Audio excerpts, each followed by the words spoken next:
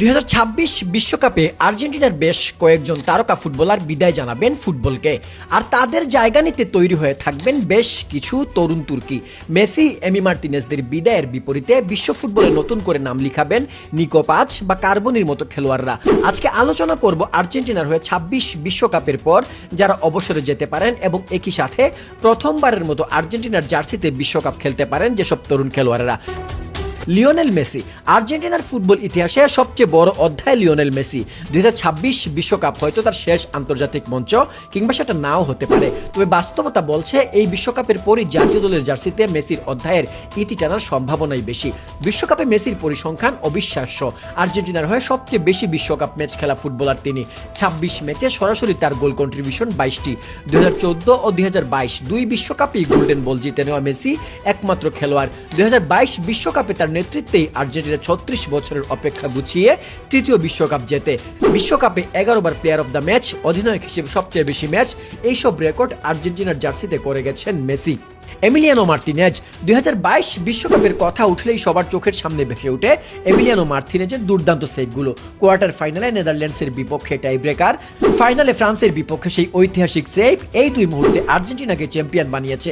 2022 বিশ্বকাপের golden gloves জয়ী এমি শুধু ওই টুর্নামেন্টই না, গত কয়েক বছর ধরে আর্জেন্টিনার প্রতিটা বড় শিরোপার পেছনে গোলবারের নিচে সবচেয়ে নির্ভরযোগ্য নাম। তবে বয়সটা অলরেডি 33 হয়ে গেছে। সব মিলিয়ে 26 বিশ্বকাপের পর এমির বিদায়টা খুব সম্ভবত বাস্তবসম্মত। নিকোলাস অতামেন্দি, মেসির পর বর্তমান স্কোয়াডের সবচেয়ে বয়স্ক খেলোয়াড় হয়ে এখনো আর্জেন্টিনার first choice centre back Nicolas Otamendi. 2022 বিশ্বকাপে আর্জেন্টিনার হয়ে প্রতিটি ম্যাচ, প্রতিটি মিনিট খেলেছেন অতামেন্দি। ডিফেন্সিভ লিডারশিপ, পজিশনিং আর অভিজ্ঞতা সব মিলিয়ে বিশ্বকাপ জয়ী স্কোয়াডে তার অবদান অস্বীকার করার কোনো উপায় নেই। তবে বয়সের কারণে 26 বিশ্বকাপের পর তার বিদায় প্রায় নিশ্চিত বলেই ধরে নেওয়া হচ্ছে। প্রকৃতির নিয়ম হলো নতুনদের জায়গায় ছেড়ে দেয়া। মেসি, অতামেন্দি তাই করতে হবে, আর তাদের জায়গায় সামনে হয়তো আসতে চলেছে এই নামগুলো। নিকো পাজ, বর্তমান প্রজন্মের সবচেয়ে হাই সিলিং ইয়াং ট্যালেন্টের একজন নিকো। ক্লাব ফুটবলে ইতিমধ্যেই নজর কাড়া পারফরম্যান্স সবাই দেখছে, আর আর্জেন্টিনা দলেও ডাক পেয়েছেন তিনি। সব মিলিয়ে 2026 বিশ্বকাপে তিনি হতে পারেন বড় চমক। অ্যাটাকিং মিডফিল্ডে তার ক্রিয়েটিভিটি আর গোল থ্রেট আর্জেন্টিনার ভবিষ্যৎ কাঠামোয় গুরুত্বপূর্ণ ভূমিকা রাখতে পারে। ফ্রাঙ্কো মাস্তান্তুয়ানো, আর্জেন্টিনার ফুটবলের ভবিষ্যৎ প্রজেক্টগুলোর মধ্যে সবচেয়ে আলোচিত নামগুলোর একটি ফ্রাঙ্কো। 2023 সাউথ আমেরিকান অনূর্ধ্ব 15 চ্যাম্পিয়নশিপে বেস্ট প্লেয়ার হওয়া এই মিডফিল্ডার খুব অল্প বয়সেই নিজেকে আলাদা করে তুলেছেন।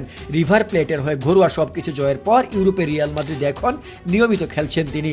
আর্জেন্টিনা দলেও মাত্র 17 বছর বয়সে অভিষেক হয় তার। তাই 2026 বিশ্বকাপে আর্জেন্টিনার সম্ভাব্য নতুন আগমনের একজন হতে পারেন Mastantuono. Valentino Carboni, 2024 Copa America জয়ী আর্জেন্টিনা